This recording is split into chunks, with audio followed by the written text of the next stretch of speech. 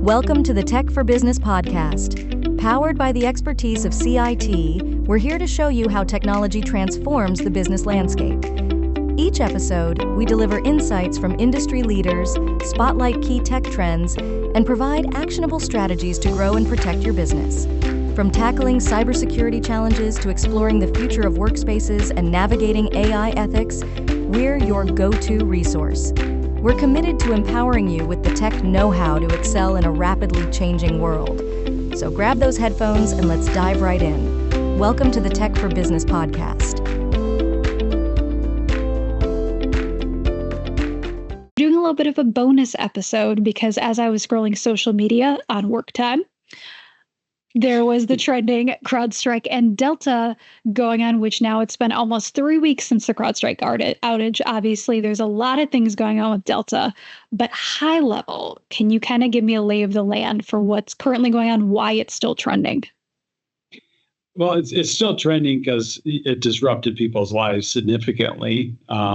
So many flights canceled across the globe, and just the overall impact and reach, and the fact that it extended so far beyond just the day of the incident side of it into here into week sides with it. That it created, obviously Delta had a huge financial impact, but then the rolling effect of the financial impact to all these travelers and everybody else that was financially impacted by this as well by proxy.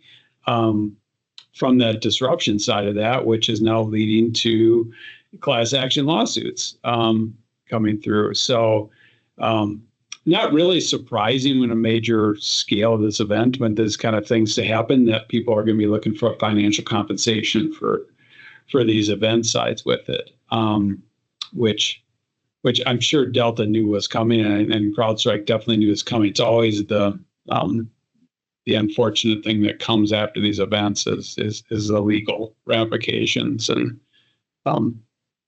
what happens after when the dust settles from the initial problem. So problem always leads into the conversation around planning and we call it tabletop exercise. Your business, your business continuity plan of how you would potentially allow your business to still service customers in multiple scenarios that you can try to pre-plan for as much as possible to allow for to minimize the disruption sides of it. And that's, I think, where the class action is calling out Delta is a failure to plan, and that they're arguing that they're liable because their inability to have a continuance plan in this event. So even though it was a CrowdStrike product that caused their systems to go down, what they're essentially saying is because you didn't plan to reroute all these flights and to refund and to do whatever action you needed to do in order to make it right, you are now liable in this incident. Correct. Yep. They're saying they're liable, and they're liable because they're, beyond, people's time obviously is the most valuable aspect side of here. But then there is, again, I'm not an expert on the situation side, but I understand like partial refunds, not full refunds, were offered on the other sides with it. And I think they're asking, for full refund size of these and some, repercussions for additional expenses that would come out of this. And very difficult. But there's, problem. There's no simple answer for it. But I mean, there's not surprising that people are looking for something extra out of this. Yeah. Yeah. So I know that typically we work with companies that aren't as big as Delta, don't have thousands of flights going.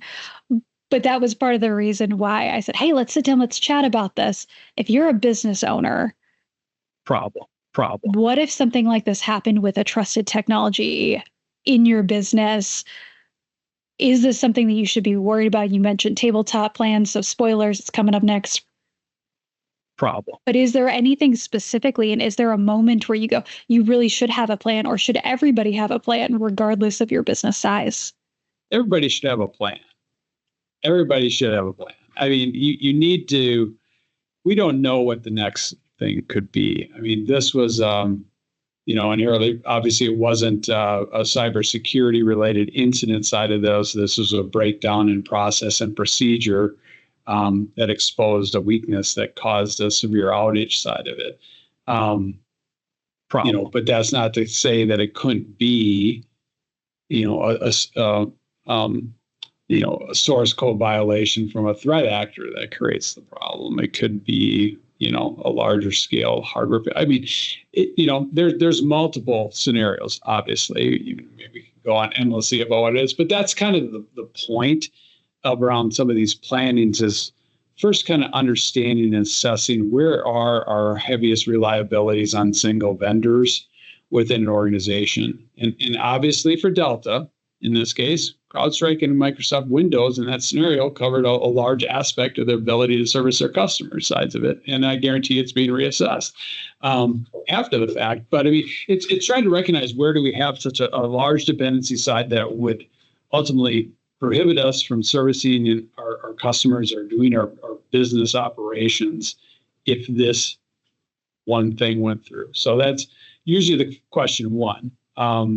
And you can kind of work your way down the line in different aspects of your business and even departmentally where there's key points and technology side of it that are potential hindrances to your business operations.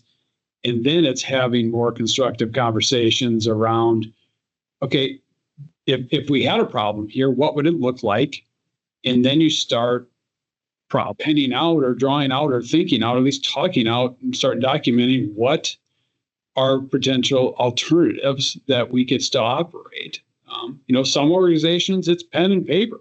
We can move it along in pen and paper, but you would want to have that pre-planned if you're going to move to pen and paper, because doing it retroactively is going to be incredibly costly and very difficult to communicate and everything else to it. So you want the plan of action already as much as possible vetted out to say, if we lose this key piece of technology, we will do this. And other points of conversation is you find ways to say, okay, do we need to have a different blend of those things? So not everything is fully reliant on those. So we could pivot potentially a percent of this over to another aspect side of it. You can do hindsight in this Delta side and say, okay, if they had some Mac OS devices sides of those, could that have so long? It would have in this case, but I mean, the likelihood, it's probably not reality there. But it's just understanding ways you can recover. Sometimes you need to invest into quicker recovery tools. And in some cases, side of it, if we're going to have an outage, what would be our customer service protocol to communicate with our customers? So our service reps and whoever is customer facing can set customer expectations. That may be what it needs to be. But even having those conversations and knowing when is that trigger? What does it look like? Because you can't leave people guessing, and that just introduces problem. And all those things came up. And I mean, and again, Delta wasn't obviously the only company affected by this. This affected, I know Starbucks nationally had to shut stores and a number of these other things. So there's all aspects of this that, multiple businesses we had, there's cities and public sector sides that are affected and government on it. It's just, I think they just recovered faster because, and that's where Delta's getting called out a little bit here. But definitely more planning and identifying these critical systems. How are you going to communicate where it's at? How are you going to escalate it? And how are you going to recover from it? I mean, that's kind of the base framework of why you want that tabletop.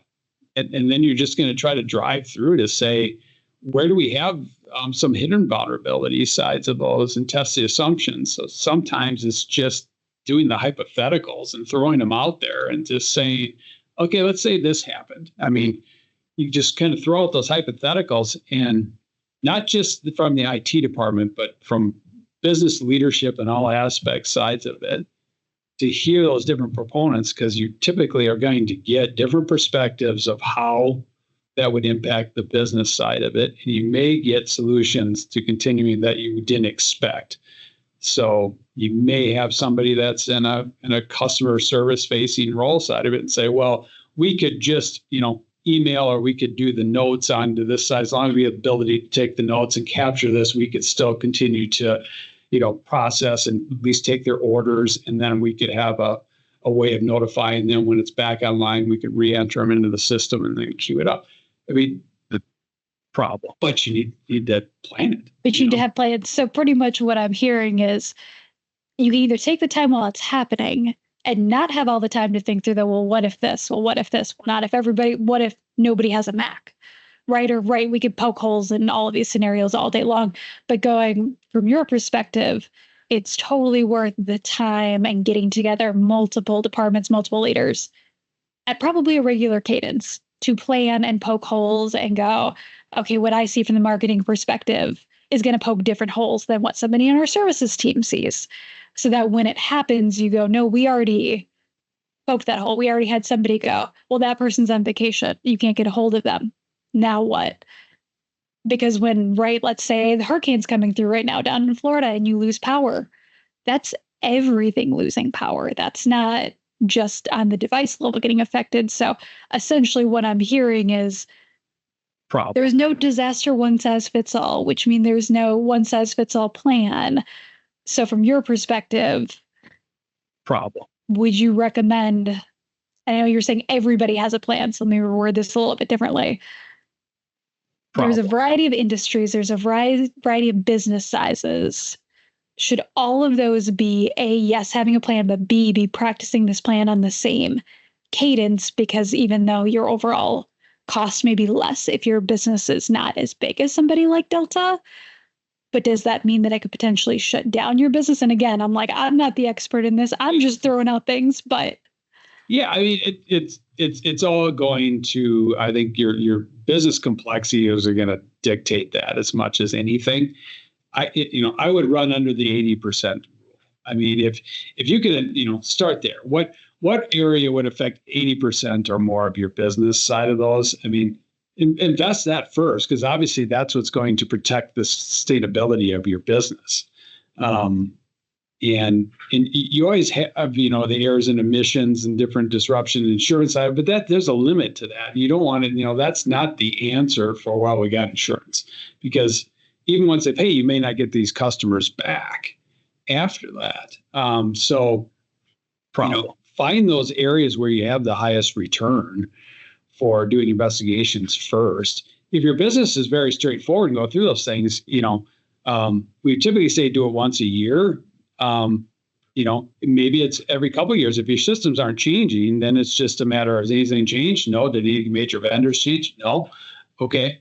The plan's still solid. We'll continue on and operate those sites. We don't have a lot of systems. We don't have a lot of complexity. So your job is a lot easier. But, it may be more just the people aspect side that you want to make sure you shore up. Are there any role changes? Who would need to be involved? Some of the scenario sides are just trivial people things. Who calls it? Who says we're in a DR? Who gives final word? And if they're not available, who's next? And if they're not available, who's next? Because again, things that are scenarios that are regionalized, those things is, to the hurricane's a good example of that. If everybody's living in the region, they may personally have been affected in their own personal lives by whatever's going on. They may not be available.